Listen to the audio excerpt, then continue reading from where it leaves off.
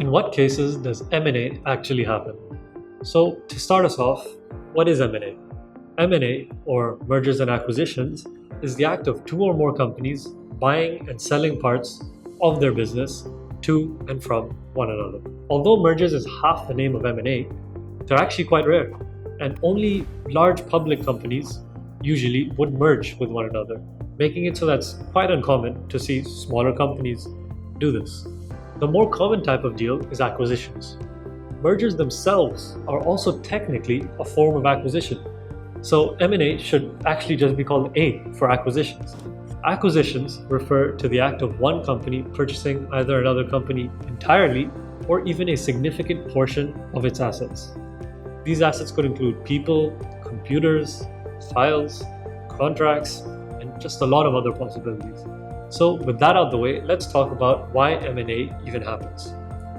There are many reasons for acquisitions to occur for the company that's being acquired.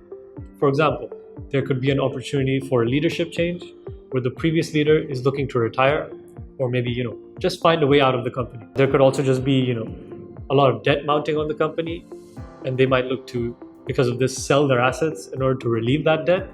And with that, there's also just the opportunity for the company in general to increase its finances. Economic uncertainty may cause business owners to be afraid of holding the company in the future, and therefore they'd look to sell it. There are many other reasons, but the bottom line is that the acquirer values the business less than the seller, and therefore acquisition dealings begin taking place. On the other hand, there are also a lot of reasons for the buyer to acquire other business assets. As you might be thinking, okay, if the seller is trying so hard to sell his business, why is the buyer even interested? So first of all, there's the opportunity for market expansion. Along with this, companies will usually acquire other companies in some sort of a related field. This is so that they can, use their newfound resources to their advantage, adding value to their current processes. They might also want to have access to, newer technologies that they can use to, again, further boost financials. Other reasons could include tax benefits, supply chain control, access to specific talent, and again, much more. But once again, the gist of the matter is that the acquiring company values the current situation of that current company more than the people who own that company.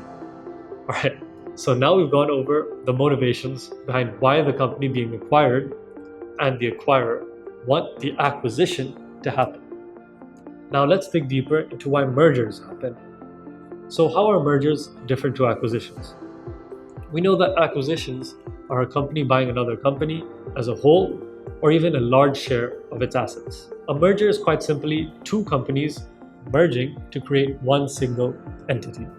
They agree on how everything will be united when the companies merge, and that's it, basically.